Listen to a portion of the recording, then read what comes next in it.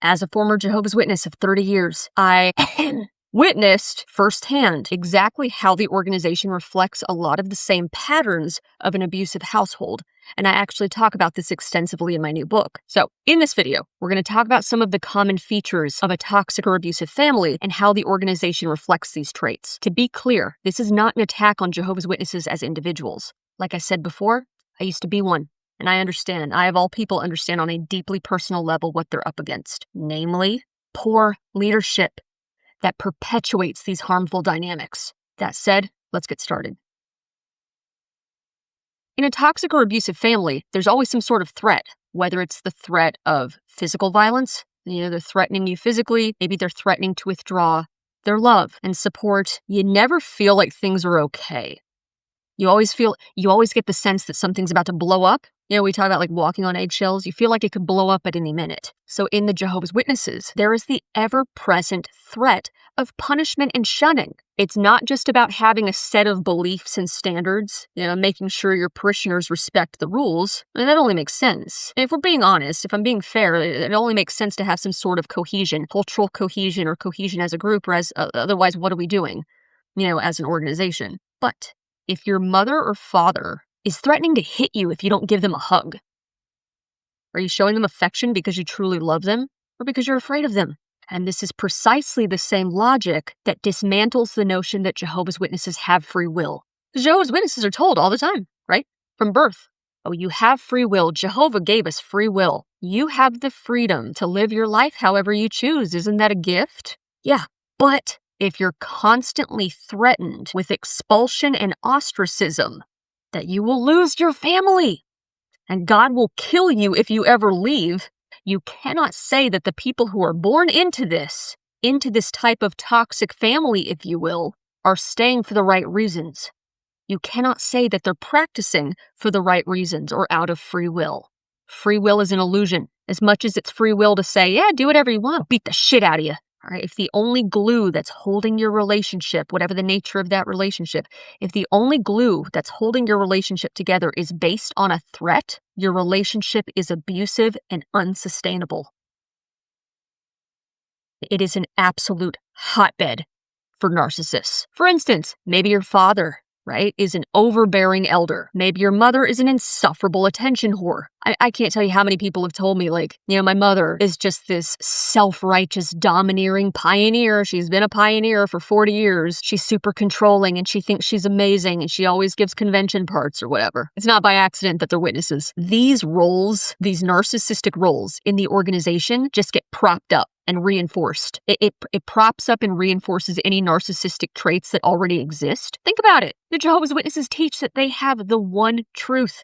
Everyone else is wrong. They're right. They're God's chosen people. That's a bold, arrogant position to hold. And then you have this hierarchical system, right, where there's these different levels of authority that attracts narcissists because it appeals to their craving for power, attention, and status. So again, when someone tells me, oh God, my JW mother, man, she's this raging narcissist, I would put money on it. I know that person isn't just throwing that term around lightly. The organization, on an institutional scale, this environment that the organization has created is set up to reward narcissistic behavior. Historically, as an organization, Jehovah's Witnesses have been taught to prey on emotionally vulnerable people. They're in some sort of emotionally vulnerable spot. Someone died. They have some sort of chronic illness. Oh, your dad died? Oh, I'm so sorry. Don't worry. There's the resurrection hope. You're going to see him. You're going to see your father again in the resurrection. Hooked. You have cancer? Don't worry. Paradise will cure that. Paradise will cure all sickness. Hooked. And unfortunately, in a lot of cases where someone has suffered physical, sexual, emotional abuse in their family, you got the organization over here swooping in to comfort them, to stand in for the type of family they've never had or they've always longed for. Jehovah knows everything that you're going through, and he'll be there for you. We'll be there for you. Join our group, join us, and we'll love you and guide you. We have the answers. And let me be clear, while it's true, you do find very loving, well-meaning, caring Jehovah's Witnesses who maybe do become like a mother to you or a father, sister, whatever. There are loving, genuine, well-meaning Jehovah's Witnesses but the root of their love is still conditional. You see, the person is still not going to receive the love and support that they deserve, the unconditional love and support that they seek. They're trying to get it from the group, but the group has still placed conditions on their love. So instead of empowering the individual, the organization takes that individual from the frying pan to the fire. It trains that person ultimately, to shut up, be submissive, and rely on the organization. They'll say things like rely on Jehovah, but we all know.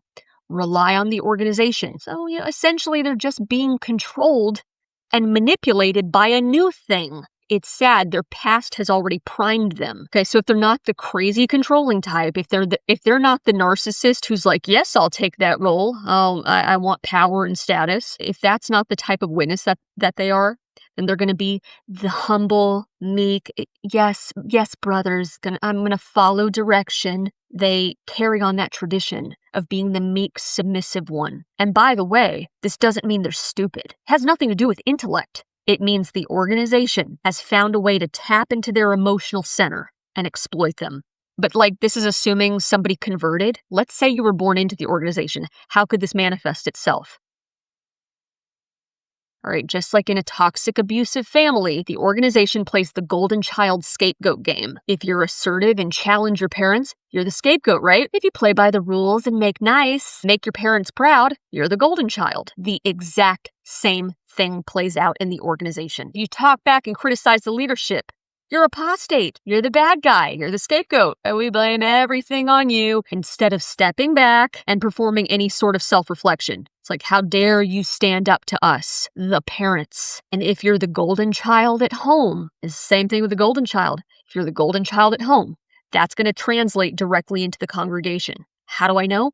I lived it. Father's an elder. My mother's a beloved spiritual pillar of the congregation for many decades, pioneered. And so I followed the rules and did everything right. Just like a golden child is praised at home, I was showered with praise. Everybody loved me until they didn't. When I finally snapped, I was instantly demoted to scapegoat. Let this also be a cautionary tale to any PMOs that might be watching. I say this with the utmost concern for your well-being. Stop deluding yourself. I don't say that or mean that to be harsh. What I'm saying is, the second you step out of your role, if this describes you, you're the golden child, the second you step out of that role, all those warm fuzzies will evaporate like that. In this same vein of threats and coercion and emotional manipulation, in an abusive family, you're disposable. And it's the same in the organization. Throughout multiple generations, the organization has managed to convince millions of Jehovah's Witnesses that their biological family members are replaceable. And this isn't me being hyperbolic. This is evident through their shunning policy. They've separated through the disfellowshipping and removal process and the shunning process. They've separated countless families, leaving you with the consolation that, don't worry, their spiritual family to take their place. Oh, your daughter stopped serving Jehovah. Your son stopped serving Jehovah, meaning they stopped bowing and bending the knee and pledging allegiance to the organization. That's okay. You have spiritual daughters. You have spiritual sons. Jehovah has provided you spiritual family. The organization is like a toxic parent who tries to pit you against your other siblings or maybe against your other parent. To be honest, it might feel vindicating at first, right? You're serving Jehovah. You're doing the right thing. It's not until you wake up. Not until you wake up to the manipulation and stand up to them. Do you realize how quickly you're disposable too? Your service, your loyalty, all those decades, sacrificing your time, energy, resources means nothing. Just like in a toxic, abusive family. And sometimes if you're lucky, in a toxic or abusive family, sometimes you get to reconnect, right? You get to reconnect with that sibling or cousin or whatever, that other parent, and you're like, oh my God, now I understand. I'm so sorry. Now I understand who was pulling the strings. It all becomes clear to you. Same thing happens with people who wake up from the organization. God, I'm so sorry. I was brainwashed. I'm so sorry I shunned you or I said this or that. Ugh. Okay, the parallels to a toxic, abusive family are exactly the same. It's the exact same template. All right, ever heard of the expression, keep it in the family? No family is perfect. Every family has problems, but a toxic, abusive family requires you to keep secrets and protect the family image, even above your safety and well-being. The Jehovah's Witnesses are not allowed to criticize their leaders. Even if it's done respectfully, you're not allowed to challenge authority, criticize the leadership, or speak about the organization in anything less than glowing terms. And I was like, nothing to see here. Everything's great. It's very similar. And just like a toxic or abusive parent will try to distort reality, claim certain things never happened. They're just imagining things. Are you okay? Feign interest in your well-being or mental health. They want to make you question your memory or your sanity. The organization engages in the exact same type of gaslighting. I know we're probably all sick of that word gaslighting, but hey, if the shoe fits. We never suggested that the end was coming in 1975. We didn't heavily suggest that in all of our literature leading up to 1975. Some of the brothers just got carried away with this crazy notion. Where did that come from? We absolutely abhor CSA. We're offended by this. It's not happening in Jehovah's clean organization. What is that called? It's just like a toxic or abusive parent is going to be like, oh, your brother's crazy. Oh, your sister's insane or whatever, and try to pit people against each other. Those are just apostate lies, right? The organization lies through their teeth, is constantly in so many different ways deflecting responsibility, and has no qualms smearing you to maintain control. Some of the many ways, this is just the tip of the iceberg, that the organization mimics or acts like an abusive family. It's not that there's not good people in the organization, is that the organization, the way it's set up, attracts trauma, drama, and perpetuates it. So whatever already existed in your family, they just amplify it. And then patterns that were never addressed or dealt with in therapy just get worse.